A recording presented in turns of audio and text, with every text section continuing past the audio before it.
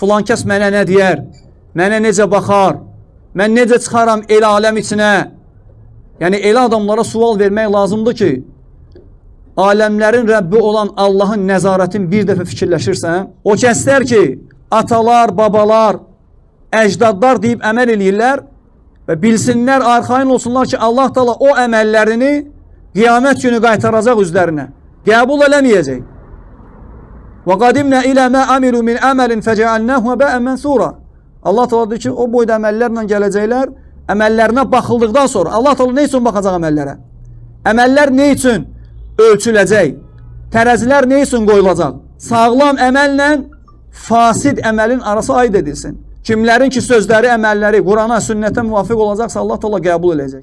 Yalnız Allah üçün olub, Muhammed sallallahu aleyhi ve sellemin sünnəsinə müvafiqdir. Kimlərin ki əməlləri müvafiq olmayacaq, Allah Taala qəbul eləməyəcək.